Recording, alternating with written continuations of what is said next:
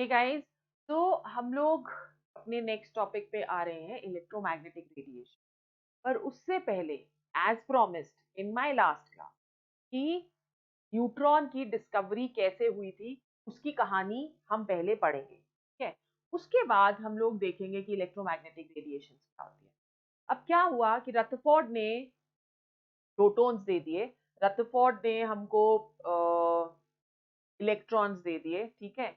मतलब रदरफोर्ड ने इन दोनों को अरेंज करा, इन द प्रोटॉन्स को इन द न्यूक्लियस और इलेक्ट्रॉन्स को in the extra nuclear part, ठीक है। although discoveries they were done by various scientists, so you can go through the previous topics in this playlist जो कि chapter 2 की है, right. अब क्या हुआ कि when the atomic mass was seen, तो एटॉमिक मास जो है that was due to mainly due to the protons, क्योंकि जो इलेक्ट्रॉन का मास है वो काफी कम होता है, तो सारा का सारा मास एटम का होना चाहिए बिकॉज ऑफ द न्यूक्लियस, ठीक है। जब मास देखा गया तो इट वाज सीन कि जो मास एक एटम का है that is quite less than the actual mass of the atom. So Rutherford proposed that there should be another fundamental particle or subatomic particle which must be present in the atom, जिसका जो mass है that should be equal to that of the proton and it should have no charge. तो ये एक proposal थी जो Rutherford ने दे दी। Now after 20 years of Rutherford's model, James Chadwick he conducted an experiment. उन्होंने क्या किया कि बेरिलियम लिया, बेरिलियम को बम्बार्ड किया विद अल्फा पार्टिकल्स। याद है ना अल्फा पार्टिकल्स क्या होते हैं?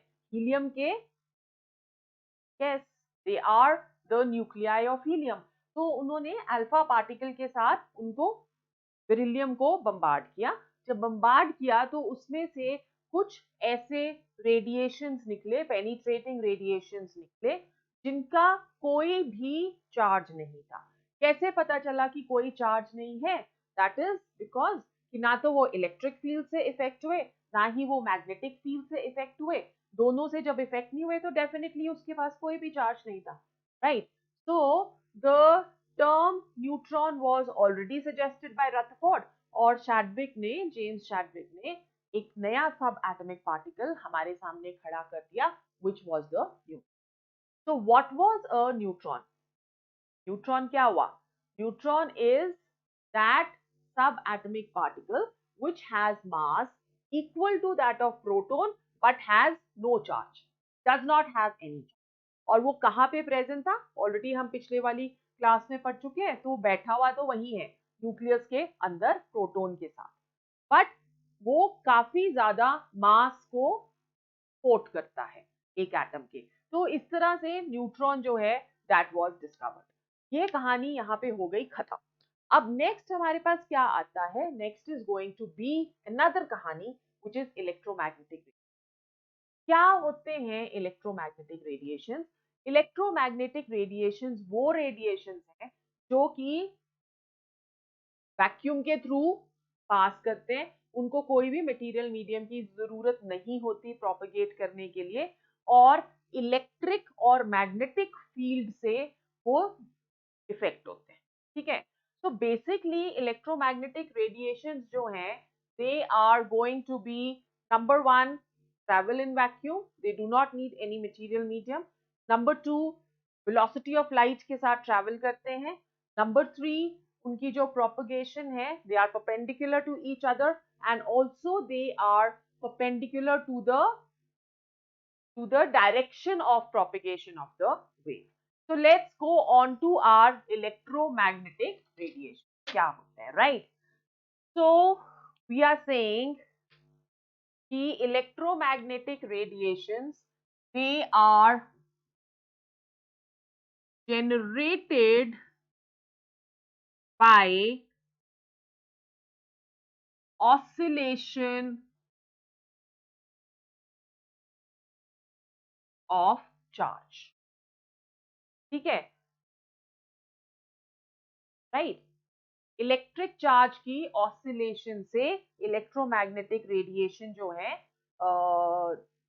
they are going to be produced. It is similar to the oscillation of electrons in the antenna of the transistor. ठीक है, तो उस तरह से ये प्रोड्यूस होते हैं. Number 2, they do not need a material medium to propagate. Do not need a material medium to propagate. Number 3, they travel with the velocity of light.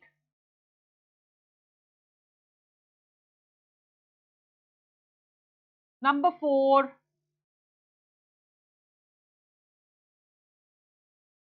they are perpendicular to the direction of propagation of the wave.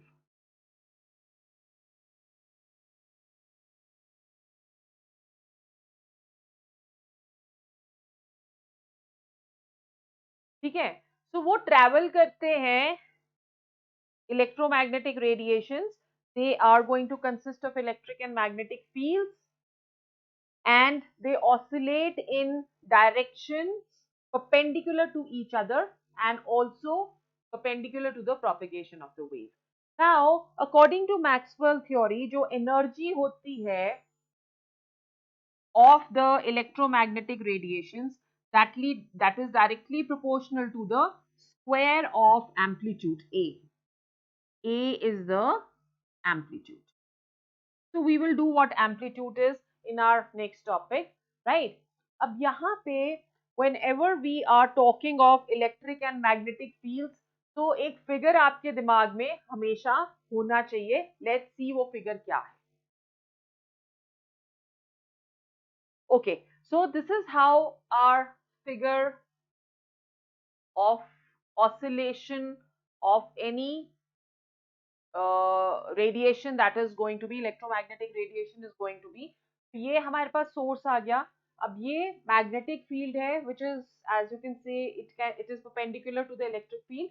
ये electric field है which is perpendicular to the magnetic field, or this is going to be the radiant energy of oscillation that is also going to be perpendicular to the electric and the magnetic fields, और ये lambda है. Now every electromagnetic radiations that is characterized by some of the features, and something which is going to be very important in our coming chapter. So let's see वो क्या है. Okay.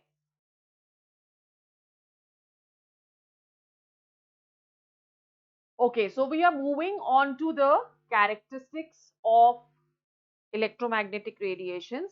कुछ ऐसी आप कह सकते हो प्रॉपर्टीज हैं जो कि इलेक्ट्रोमैग्नेटिक रेडिएशंस को डिस्क्राइब करती हैं, and these are the things which are going to be used further in your chapter. तो अगर हम लोग एक वेव लें, how does a wave look? ये मीन पोजीशन हो गया. This is the crest and the troughs of any wave. This is how the wave that is going to look. ठीक है, अब दो क्रेस्ट के बीच में जो डिस्टेंस होता है that is given as lambda. Distance from the mean position is going to be the amplitude. So the first thing which characterizes a wave is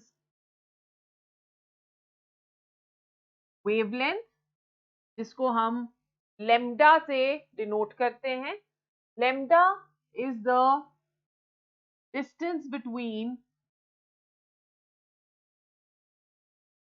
two crests or two troughs.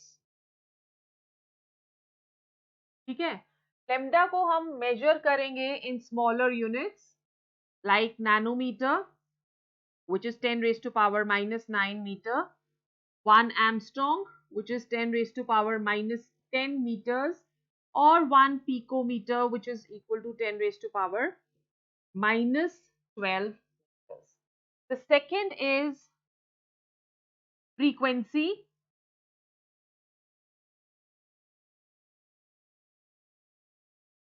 Frequency is denoted by nu, right? Frequency is number of oscillations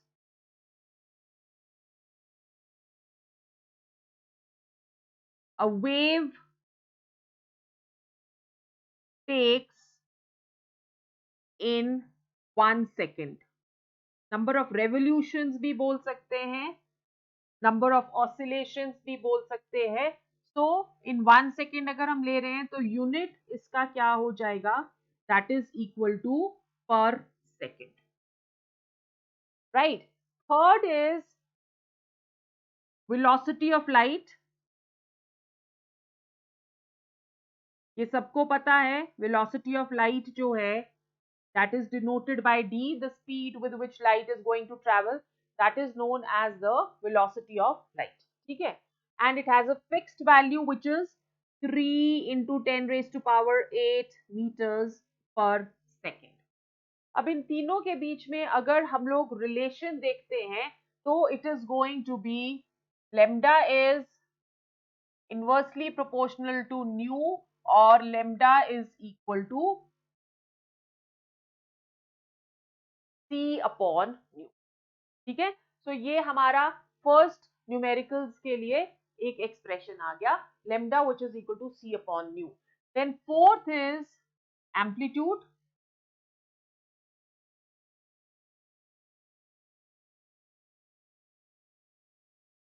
A, amplitude is the distance of the wave from the mean position, और इसके जो units होते हैं they are going to be similar as that of lambda, right.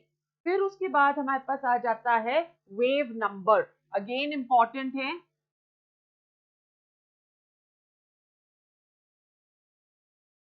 Wave number को हम denote करते हैं by nu bar, and it is the reciprocal of lambda. ठीक है, तो अब यहाँ पे अगर आप ले रहे हो इस तरह से तो इसका जो यूनिट आ जाएगा that will be reciprocal of that of lambda. Then we have time period, very important again.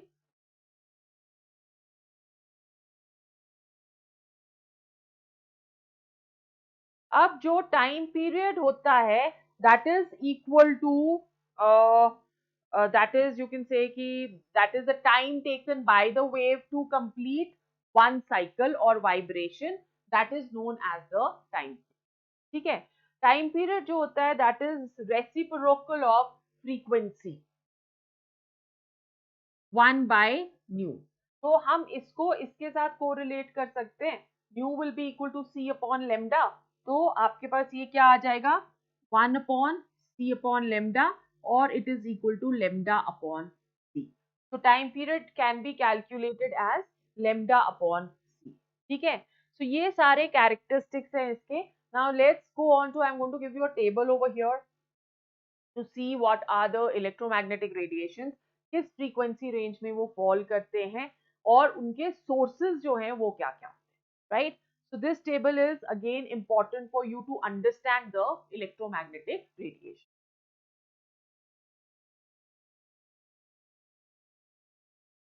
Okay, so this is the table of all the electromagnetic radiations जो कि हमें सारी information दे रहा है. जैसे रेडियो वेव्स जो होते हैं, अब आपको ये पता है कि वेवलेंथ जो है that is inversely proportional to frequency. तो इधर wavelength is measured in Armstrong, 3 into 10 raised to power 14 to 3 into 10 raised to power 7, और frequency इसकी 1 into 10 raised to power 5 to 1 into 10 raised to power 9. If you looking at the wavelength over here, cosmic की जो wavelength है वो सबसे कम है और cosmic की फ्रीक्वेंसी सबसे ज्यादा है. उसी तरह से रेडियो वेव्स की वेवलेंथ सबसे ज्यादा है बट उसकी frequency is going to be the least, right. फिर माइक्रोवेव्स आ जाते हैं. अगर आप नीचे से करना चाहते हो तो cosmic rays, gamma, x, UV, visible, visible is going to have all the colors of Vibgyor. ये हम लोग इलेक्ट्रोमैग्नेटिक स्पेक्ट्रम के अंडर इसको डिटेल में पढ़ेंगे. तो विजिबल आ गया, फिर यूवी आ गया, यूवी के बाद हमारे पास एक्स रेज आ गया. ओ हम लोग नीचे से चल रहे थे, sorry sorry. Cosmic, gamma, x rays, UV, then we have visible, we have infrared, micro, radio. ठीक है. और वेवलेंथ भी इंक्रीज होती जा रही है. 0.01, 0.1, 150, 3800, 7600, 6 into 10 raised to power 6, 3 into 10 raised to power 7, and 3 into 10 raised to power 14, all measured in Armstrong. Frequency is decreasing. 3 into 10 raised to power 20, 3 into 10 raised to power 19, 2 into 10 raised to power 16, 7.9 into 10 raised to power 14, 3.95 into 10 raised to power 16, 5.5 into 10 raised to power 11, 1 into 10 raised to power 9, and 1 into 10 raised to power 5, all of which is calculated in hertz. ठीक है. Sources भी सारी की सारी electromagnetic radiations की अलग होने वाली हैं. तो अगर हम कॉस्मिक रेज देखें, कॉस्मिक रेज काफी कॉन्ट्रोडिक्टरी रहती है कि whether we have to take it under electromagnetic radiations और नॉट. इसका जो सोर्स है दैट इज आउटर स्पेस. ठीक है. कॉस्मिक रेज जो है they are going to be in the outer space. Then gamma rays, that is radioactive decay में जो हमारे पास रेडिएशंस निकलती हैं, they are going to be the gamma radiations. X-rays ये हमने ऑलरेडी पढ़ा था ना. कैथोड रेज जब हैं वो एनोड को स्ट्राइक करती हैं, तो एक पेनिट्रेटिंग रेज उसमें से निकलती हैं. They are going to be the X rays. Then we have the UV. हाँ जी, sun rays. Very good. Arc lamps with mercury vapours जो हैं वो भी हमें यूवी रेडिएशन देती हैं. Visible electric bulb and sun rays दोनों हमें विजिबल देते हैं. That is how the beautiful VIBGYOR is formed. और फिर उसके बाद हमारे पास इंफ्रारेड incandescent objects जो हैं they are going to give us infrared. Piston tube is going to give us microwaves. ये हमारे माइक्रोवेव ovens में प्रेजेंट रहती हैं. बहुत ज्यादा खाना उसमें गर्म नहीं करना because they are not really good for health. Okay. Then we have radio waves, alternating current of high frequency. इसमें हमारे पास FM, AM वो सारे के सारे जो हैं they are going to come. So guys, यहाँ आज हमारी next episode of structure of atom होता है खत्म. We are going to go on to our next topic in the next episode, which is going to be the electromagnetic spectrum. What do we understand by atomic spectra? What do we understand by emission spectra?